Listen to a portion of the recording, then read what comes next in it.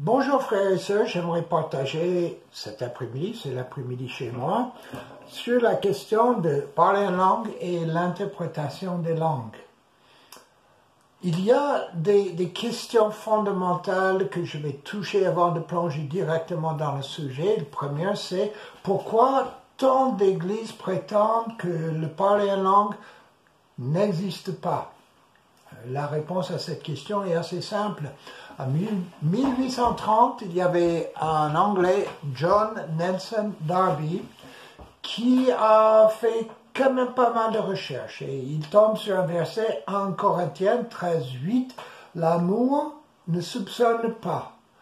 Que ce soit les prophéties, elles seront abolies. Les langues, elles, cesseront. La connaissance, elle, sera abolie. Il regardait autour de lui, c'est ma théorie, et il n'a pas trouvé de langue. Les guérisons, ça existait un peu, mais le parler en langue, l'interprétation, il ne l'a pas trouvé. Donc, je crois qu'il a raisonné tout simplement, je ne les trouve pas, ça n'existe plus, donc les langues sont abolies et il a bâti toute une doctrine en fonction de ce qu'il a vu autour de lui.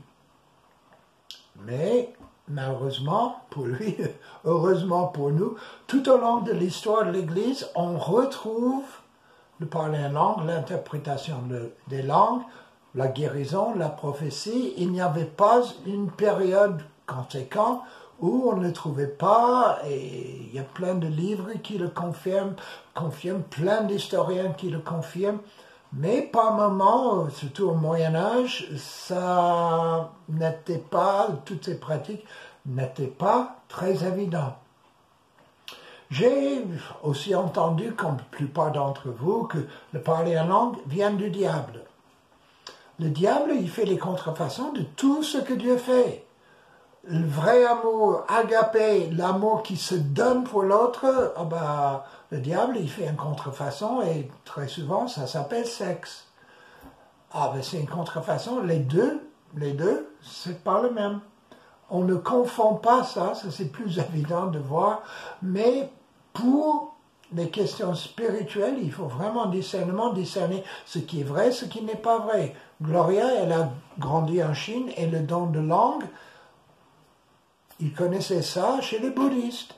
Donc, ça n'a rien à faire avec la Bible, avec Jésus, mais il y a une contrefaçon qui existe.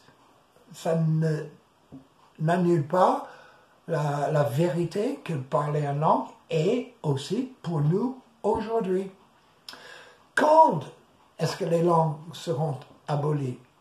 Il y a trois choses que Paul cite dans le verset tout au début, en Corinthiens 13, que la prophétie va être abolie, les langues abolies et la connaissance abolie. Si on met en question le don des langues, il faut avoir un peu de connaissance pour mettre en question le don des langues. Mais la connaissance existe bel et bien de nos jours. Et l'homme moderne, il se base plutôt sur sa connaissance que sa spiritualité, les dons de l'esprit, c'est l'homme est cérébral. Il me semble-t-il que les versets en Corinthiens 13, les langues, la prophétie et la connaissance seront abolis en même temps. Et ils font un peu les trois mousquetaires dans ce verset biblique et ça passe tous en même temps.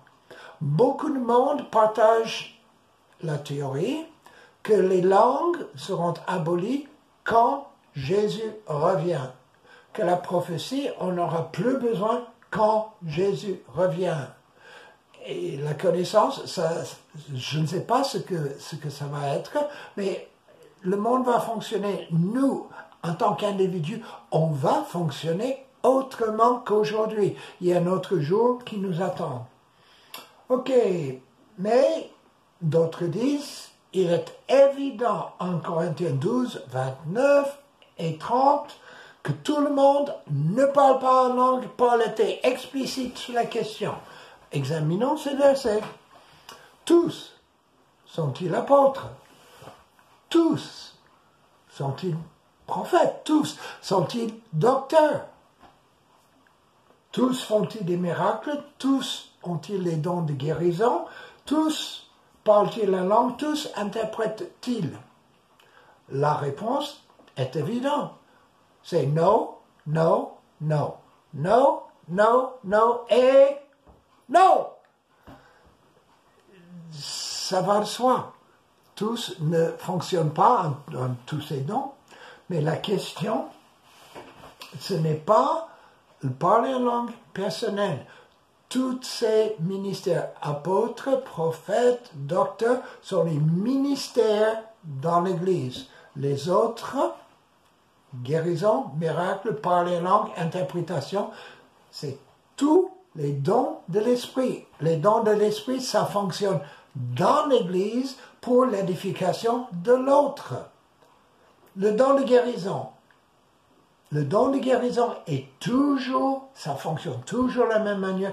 C'est un don donné par le Saint-Esprit et avec ce don, on prie pour que les malades soient guéris. Et le don que le Seigneur me donne, qu'il te donne, c'est pour le bien de l'autre. C'est pour le bien de l'autre.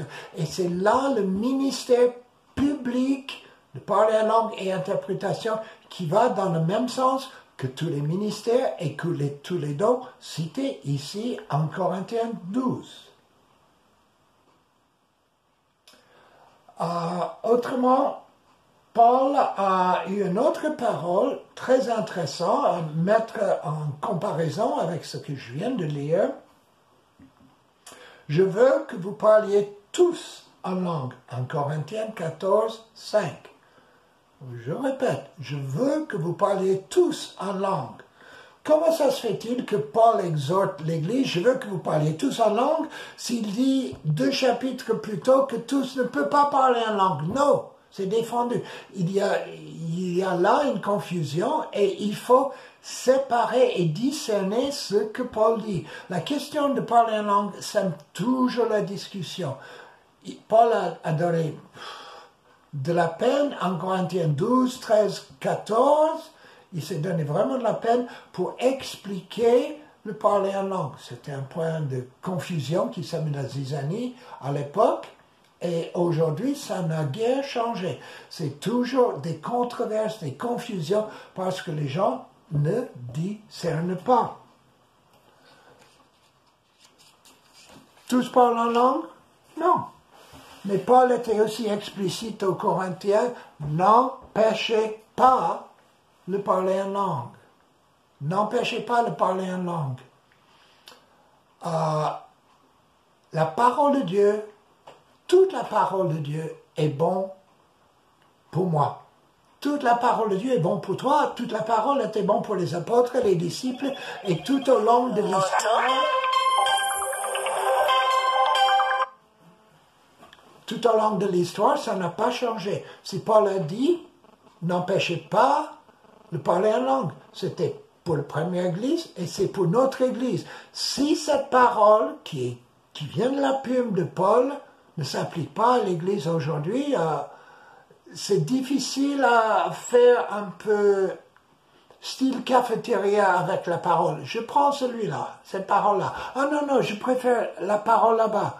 Non, il faut prendre la parole telle qu'elle, telle que c'est écrit quand il a dit « N'empêchez pas de parler la langue », c'est pour nous. Pourquoi il y a tant de confusion concernant les langues? Paul parle explicitement de 2 parler en langue distinctes et différentes. C'est bien différent l'un de l'autre. Mais il faut chercher la différence entre le parler en langue, que je vais appeler la prière en langue, et le parler en langue qui est un message en langue pour l'Église. Le premier, le parler en langue personnel, c'est pour moi. En effet, en Corinthiens 14, 2 et 4, en effet, celui qui parle en langue ne parle pas aux hommes, mais à Dieu, car personne ne le comprend. Et c'est un esprit qui dit des mystères. Celui qui parle en langue s'édifie lui-même. Ça, c'est la prière en langue. C'est personnel entre moi et le Seigneur. Il n'y a pas à débattre, il n'y a pas de discussion. Paul était explicite, mais il n'a pas fait une différence. Voilà, c'est la prière en langue, et voilà l'autre ici, c'est le message en langue. Quels sont les avantages de parler en langue? Prière personnelle. Ça nous donne une ligne directe au Seigneur pour l'édification personnelle, intercession, repentance et que sais-je encore. C'est infini. Quand la parole dit qu'on ne sait pas toujours comment prier et l'Esprit intervient en notre faveur avec le parler en langue, avec les soupirs inexprimables. C'est de ça que Paul parle autrement chez les Romains. Le parler en langue personnelle nous conduit dans la présence du Seigneur. Quand on est vraiment lancé dans le parler en langue et on persévère, c'est pas 3 secondes ou 3 minutes, mais on continue pour un moment, ça nous ouvre un horizon spirituel qui est magnifique. Ça nous ouvre vraiment un esprit de révélation, de compréhension, de vie, que la prière normale, on n'y accède pas. C'est en plus pour le parler en langue. Le parler en langue nous aide à être reconnaissants. En Corinthiens 14, 17, tu rends, il est vrai, d'excellents actions de grâce, mais l'autre n'est pas édifié. Le parler en langue nous aide à rendre les actions de grâce. Question personnelle, chacun. Tu passes combien de temps pour remercier le Seigneur tous les jours? Peut-être le repas, j'espère. Peut-être avant d'aller au lit, oui encore. Mais c'est un des piliers de la vie chrétienne, l'action de grâce, reconnaissant, d'être reconnaissant. Et le Saint-Esprit, par le parler en langue, nous aide dans ce domaine. Le parler en langue personnelle nous donne le repos. Il n'y a que peu de références dans l'Ancien Testament, c'est surtout dans le livre d'Ésaïe, références au parler en langue. Ésaïe 28, 11 et 12. Eh bien, c'est par les hommes aux lèvres balbutiant d'un autre langage que l'Éternel parlera à ce peuple. Il leur avait dit, voici le repos. Laissez reposer celui qui est fatigué. Voici la trêve. Mais ils n'ont pas voulu écouter. Ésaïe explique que par la langue, des lèvres, des balbutiants, c'est le repos de l'Éternel. On se repose. On est en paix, on n'est pas en conflit mental et on laisse le Saint-Esprit faire son boulot en nous sans intervention de notre part. On prie en langue, point barre, c'est bon. Et c'est reposant, c'est reposant. Si vous êtes tourmenté et vous parlez en langue, arrêtez les tourments, passez-vous au parler en langue dans votre chambre, dans ta chambre, et ça fait quand même une grande différence. On ne comprend pas, en Corinthiens 14, 14, de parler en langue personnelle. Quand si je prie en langue, mon esprit est en prière, mais mon intelligence demeure stérile. Il y a beaucoup de gens qui disent, oui, je peux interpréter le parler en langue personnelle, mais l'interprétation, parler en langue dans l'Église, c'est pour l'édification de l'autre, c'est pas pour mon propre édification, ma propre édification. Et là, on peut ressentir, c'est pas systématiquement, mais on peut ressentir à quel point le parler en langue nous change, nous donne la paix, repos et la présence de Dieu. C'est pas effet cause, mais on peut le ressentir à la langue. Donc, deuxième catégorie, don de parler en langue, ça c'est pour l'édification de l'Église, en Corinthiens 14, 12 et 13. De même vous, puisque vous aspirez au don spirituel, que ça soit pour l'édification de l'Église. que vous cherchez à les avoir en abondance. C'est pourquoi que celui qui parle en langue prie afin de pouvoir interpréter. L'un dit que votre intelligence est stérile et l'autre dit c'est pour l'édification. Paul, dans les deux cas, c'est pour l'édification de l'Église. Il y a deux fonctionnements différents.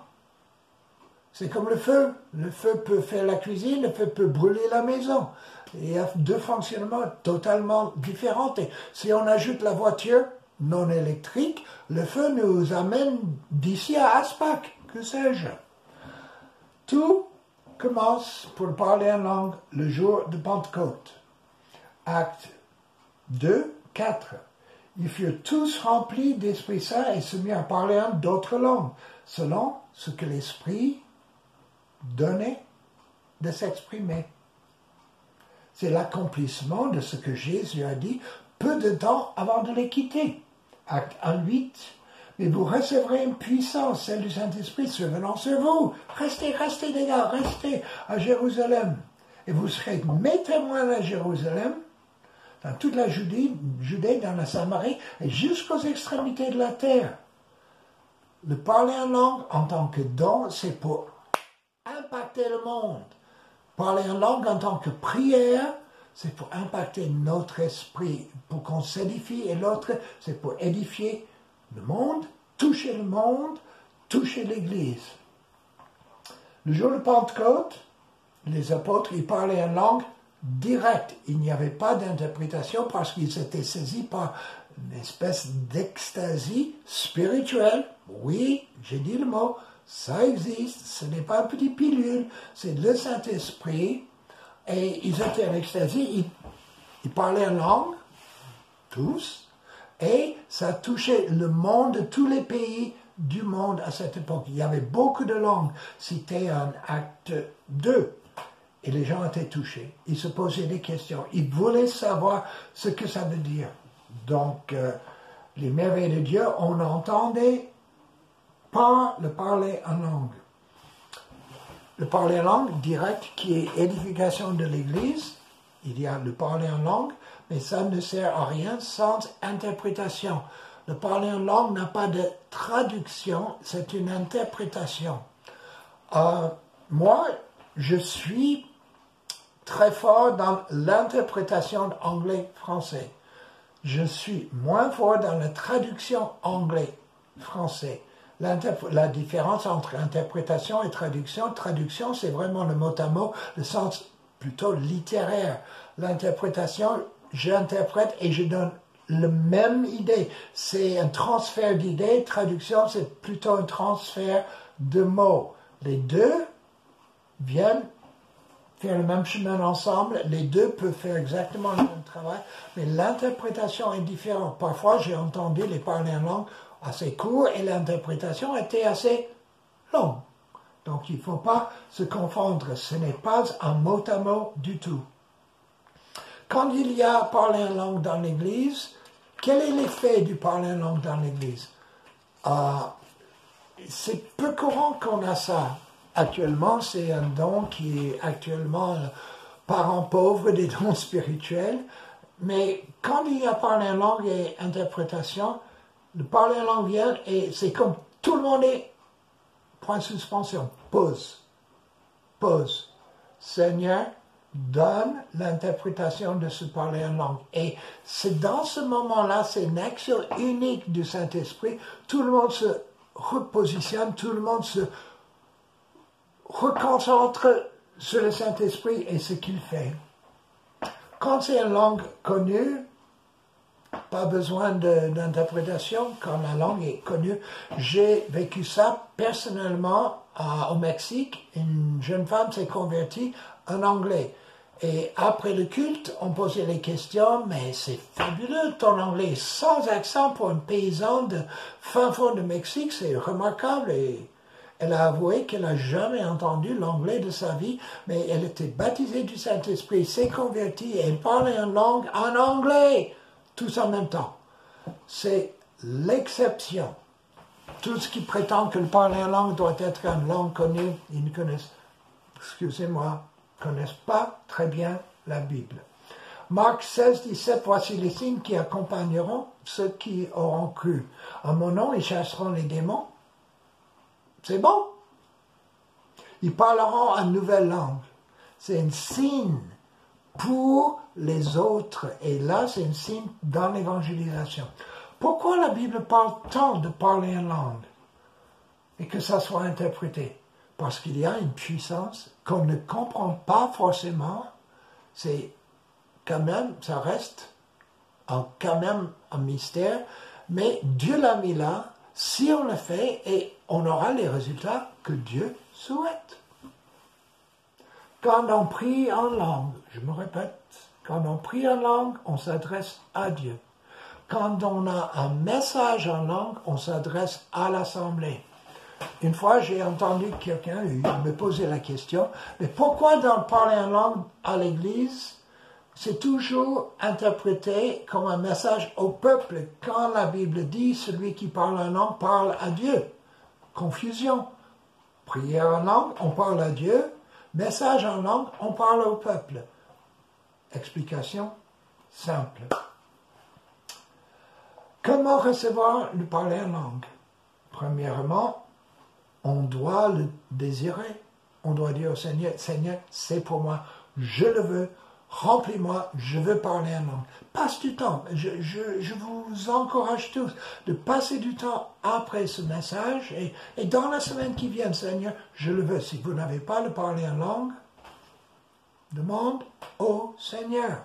Cherche ardemment. Je le veux, Seigneur. Deuxième, si quelqu'un a soif, Jean 7, qu'il vienne à moi et qu'il boive. Celui qui croit en moi, des fleuves d'eau vive couleront de son sein. C'est une promesse. Le Père donnerait le Saint-Esprit à ceux qui le lui demandent. C'est notre promesse. Dieu veut donner. Il est parfois difficile à comprendre pourquoi tout le monde qui demande ne reçoit pas.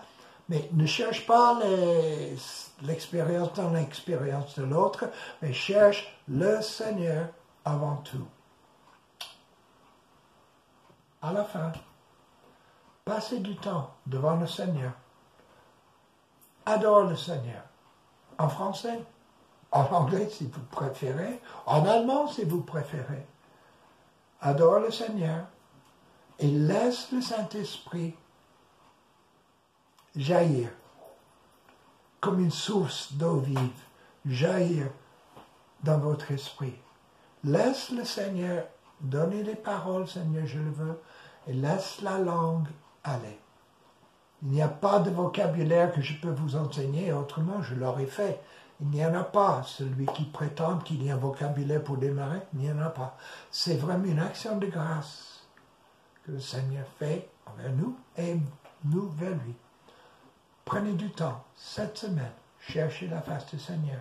Et je suis convaincu qu'il veut vous toucher, tous. Bonne journée, bon Seigneur.